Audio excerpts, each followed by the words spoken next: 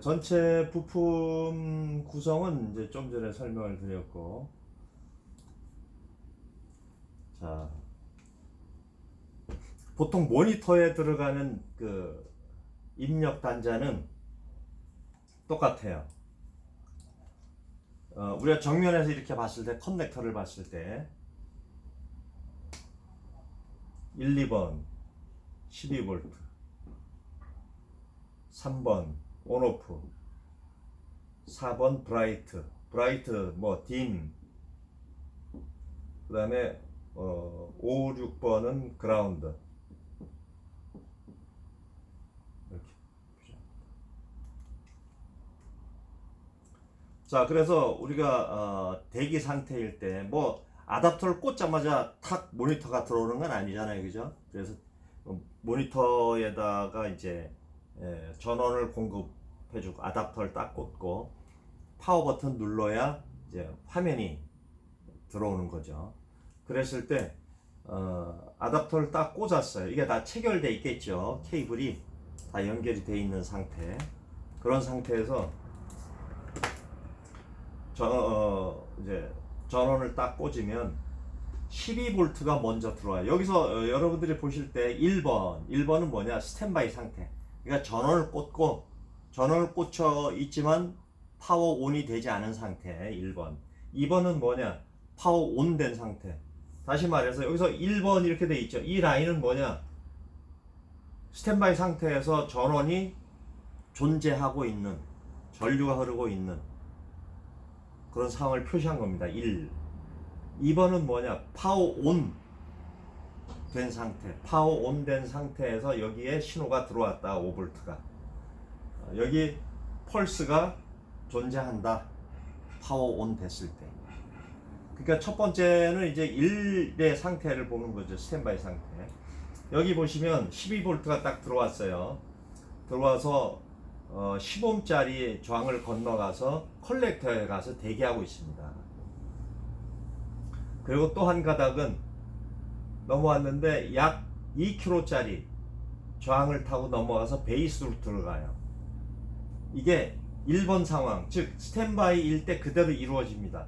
다시 말해서 그럼 여기 8V라고 되어 있죠. 2m에 8V가 스위칭이 됐는데 12V 컬렉터의 전압이 스위칭 된 거죠. 컬렉터 전압이 스위칭 됐어요. 1번, 즉 스탠바이일 때 12V가 들어가자마자 컬렉터로도 가고 12V 그대로 컬렉터로 갔는데 베이스에 저항 타고 넘어가서 스위칭 신호로 동작한 겁니다. 요렇게 되려면 이건 뭐냐? NPNTR이라야 이렇게 됩니다. NPNTR 구성이. 자, 이렇게 됐는데 여기 보시면 이제 2m에 컬렉터에서 스위칭된 전압이 2m에서 스위칭돼서 어디로 가느냐? 드라이버 IC의 1번 단자 VCC입니다. 1번 단자가 VCC,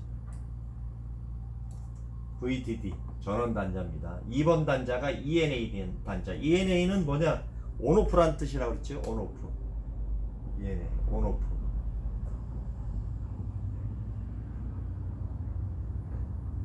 뭐 이거는 여기다가 제조사마다 표현은 뭐 다양하게 하니까 여러분들이 그 의미를 알고 접근하면 돼요. 이거는 예를 들어 BL on 이렇게 표현하는 경우도 있고 또 BK on 이렇게 표현하는 것들은 다 온오프 단자다 이렇게 인식하시면 됩니다. 온오프 단자.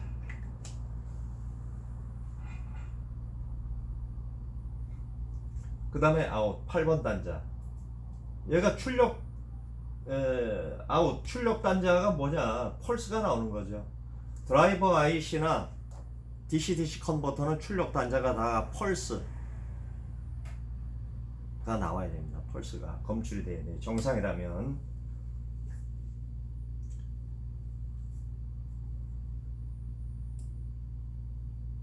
자, 여기도 마찬가지. 스탠바이 상태에서는 이 라인에 여기 12V가 저쪽으로 들어갔죠. 그 다음에 인덕터를 통해서 FET 드레인 거쳐서 그 다음에 쇼트키 다이오드까지 12V가 존재를 해요. 그대로 흘러서.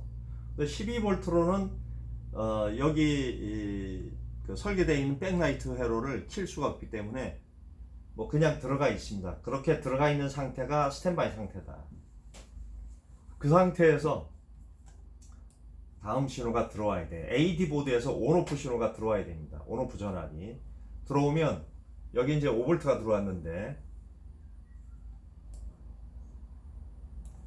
5V가 들어와서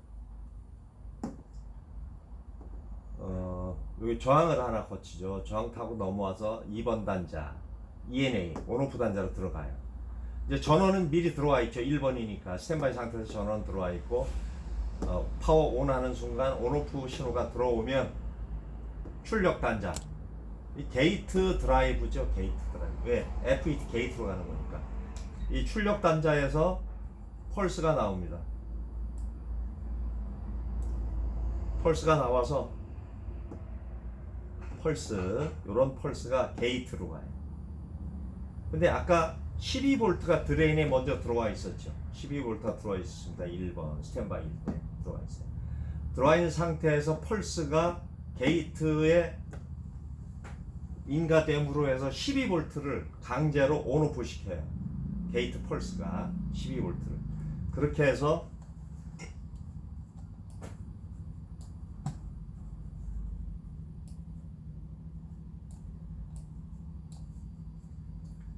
이런 정복된 펄스로 바뀌는 거죠. 그 펄스가 그대로 쇼트키 다이오드 플러스 단자에 들어오면 마이너스 쪽으로 전압이 나옵니다.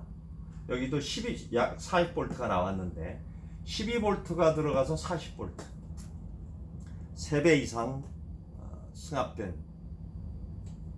전압이 나오죠. 그렇게 해서 캐패시터 그럼 40V 이상 나오면 최소한적인 100V짜리를 써야 돼요. 33 마이크로 100V, 47 마이크로 100V, 뭐 68에 100V 이렇게. 가끔 이런 경우가 있죠. 여기 200짜리가 달려 있는데 똑같은 게 없다. 어떻게 되느냐 이렇게 물어보시는 분들이 있어요. 이때는 실제 전압을 알면 간단합니다. 굳이 200짜리 안 써도 돼요. 용량만 떨어지지 않게 47에 예를 들어서 200짜리가 달려 있었다. 근데 모니터 200V짜리가 필요 없거든요. 그런데 가끔 보면 이제 이런 것들이 흔해요. TV도 32인치 같은 경우 출력이 낮은데도 불구하고 250V짜리를 붙여놓는다든가. 250V 정도 되면 삼성 46인치, LG 47인치 이런 정도 이상 최소한. 그것도 구형 LED TV. 그런 것들이 이제 200V가 상회하는 전압을 쓰죠. 출력 전압. 근데 뭐 일반적인 모니터 같으면은 뭐 30V 때부터 시작해가지고 50V 때까지 요 정도밖에 사용을 안 합니다. 그러면은 그 내용을 알면 굳이 여기다 200V짜리를 쓰는 게 아니라 47 마이크로에 뭐 100V짜리 아니면 120, 150 요 정도만 쓰면 충분합니다. 그래서 이렇게 출력된 전압이 이제 출력 캐패시터를 통해서 충전이 돼가지고 여기서 이제 뒤로 갑니다. 뒤로 패턴 뒤로 이렇게 보면은 뒤쪽으로 연결돼 있어요.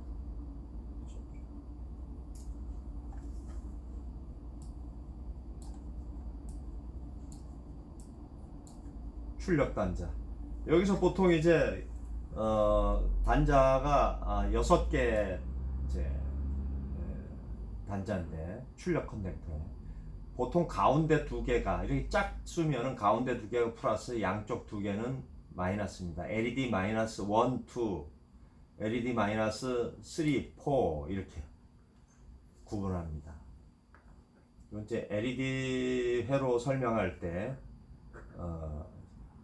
따로 설명을 이제 드릴 건데 LED 플러스, LED 마이너스 1, 마이너스 2 이런 것들은 어떤 개념이냐면 LED는 직렬 회로를 여러 개 연결을 해서 최종적으로는 병렬 이렇게 쓰는 게 대다수인데 출력이 예를 들어서 뭐 엣지 같으면 LED가 많이 들어가요.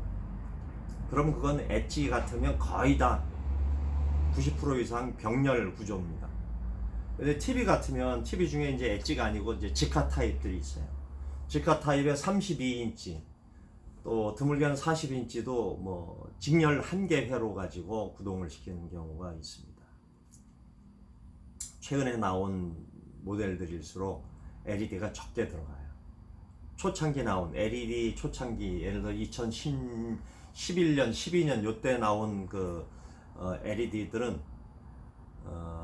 직화 타입의 경우 R이 많이 들어갔죠.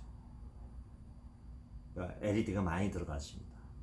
그리고 많이 들어가고 이제 병렬로 많이 쓰고 그건 뭐 이제 LED 그 구조 설명할 때 회로 설명할 때 설명해 드리도록 하고 자 LED 드라이버 회로는 여기까지 마치도록 하겠습니다. 빠진 것이 있나? 이 그 모니터용 LED 드라이버는 구조가 간단하기 때문에 그리고 세트도 한 세트이기 때문에 뭐 그렇게 어려운 건 없을 겁니다. 우선 요 구조를 이해하고 또 뭐 TV 쪽에 더 큰 TV 그 인치가 클수록 드라이버 회로가 이제 복잡해지죠. 두 세트, 네 세트 이렇게 짝수로 가니까 뭐 요 정도만 이해를 하셔도 이해하시고 검사할 줄을 아시게 되면 TV용 드라이버 회로도 어려울 게 없습니다. 똑같은 것들이 숫자만 증가하는 거기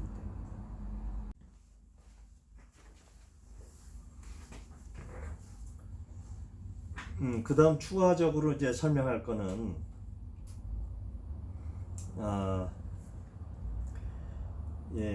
지금 이제 이건 백라이트를 켜는 거죠. 부가적인 그 기능이 또 있는데 드라이버 IC가 어떤 거냐면 밝기 조절 기능입니다. 밝기를 조절해야 되겠죠. 우리가 메뉴 들어가서 밝기를 조절하면 화면이 밝기가 달라집니다. 이제 두 가지 방식이 있는데 밝기 조절하는 거는 이제 여기 보시면은 여기에서는 이제 이 라인이 밝기 조절 라인인데 이렇게 들어갔어요. 그래가지고 다이오드 건너가서 저항타고 이렇게 들어갔어요. 그럼 이게 뭐냐? ENA 단자라는 얘기죠. ENA 단자. 맞아. 죄송합니다. ENA가 아니고 DIMM. 여기 4번 단자가 4번은 디밍. 이렇게 딤 또는 브라이트 또는 이걸 또 ADJ 이렇게 ADJ 어드저스터블 이렇게 표기되어 있어요. 다 같은 의미입니다. 밝기 조절한다. 이 드라이버나 예를 들어 인버터 PWM 컨트롤러나 LED 드라이버 IC에 이렇게 글씨가 써져 있다. 그럼 이거는 밝기 조절을 한다 이렇게 인식을 하시면 돼요. 밝기 조절. 두 가지 방식이 있습니다. 밝기 조절은 아날로그 방식이 있고 이제 디지털 방식이 있는데 아날로그 방식은 뭐냐? 이 라인에다가 전압을 걸어주는 겁니다. 여기다 3번 단자, 4번 단자죠. 전압을 걸어줄 때 예를 들어서 아날로그 디밍 방식은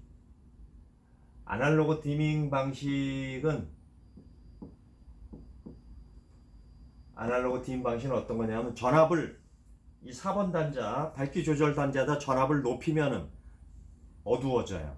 백라이트가. 그 다음에 전압을 반대로 0V 가까이 내리면 밝기가 최대로 밝아집니다. 그 다음에 이제 PWM 방식인데 이 PWM이라고 되어 있는데 이게 이제 디지털 방식입니다. 펄스 폭을 가지고 펄스 폭을 가지고 밝기 조절을 해요. 우리가 여기 4번 단자 스코프를 찍어보면 펄스가 존재하는 펄스 파형이 검출되는 경우에는 이게 디지털 방식이다. 즉 PWM 디밍 방식이다. 이렇게 이해하시면 되고, 만약에 전압만 걸려 있다. 그럼 이거는 아날로그 디밍 방식이다. 아날로그 디밍 방식. 이렇게 인식하시면 됩니다. 이렇게 해서 드라이버 회로에 대해서 마치겠습니다. 여기 출력에서 출력 단자 이후에 LED 회로가 따로 또 있어요. 그건 따로 배우셔야 됩니다.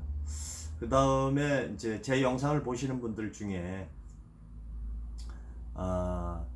쉽게 포기하시는 분들인데, 어떤 분들이냐면 전자 수리를 원 포인트만 생각하시는 분들이 상당히 많습니다. 의외로 많아요. 어떤 거냐면 뭐 이런 그 기계적인 수리, 예를 들어 자동차 수리나 전기 기계 뭐 이런 것처럼 그냥 항상 고장 나면 그냥 뭘가 갖다 그냥 꽂기만 하면 돌아오는 그런 걸로 인식을 하시는 분들이 많아요. 그래서 지루해합니다. 이런 설명을. 근데 이걸 이해를 못하면 전자수리는 할 수 없어요. 그렇게 생각하시는 분들은 어쩔 수 없이 전자수리하고는 거리가 먼 품성을 가지셨다. 이렇게 판단하시고, 혹시 보시는 분들 중에 자기 스스로 뭐 원포인트 감이나 찾거나, 또는 저걸 왜 이걸 이론으로 생각하시는 분들이 많아요. 그런 분들은 아닙니다. 일찍 손을 떼시는 게 경제적입니다. 시간 낭비하지 마시고. 왜냐하면 이런 과정을 거쳐서 이걸 지식으로 갖추시고 실습을 거듭을 해야 진정한 전자수리 엔지니어가 되는 거거든요. 저번에도 말씀드렸다시피 전자수리에는 매직이 없습니다. 매직. 마술이 아닙니다. 전자수리. 귀신도 못하는 게 전자수리.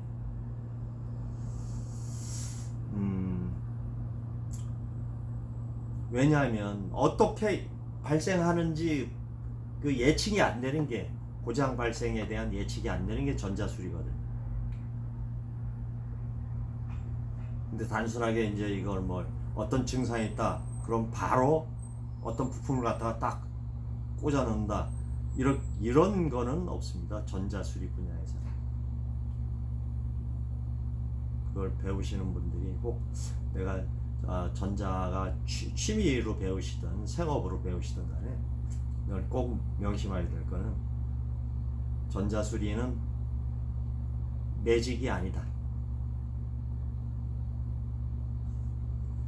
그래서 단계적으로 이런 과정을 익히시고 검사하는 이런 회로가 어떻게 해서 구성되고 동작하는지를 알아야 고장 났을 때 그 회로가 동작할 때 고칠 수 있는 거거든요.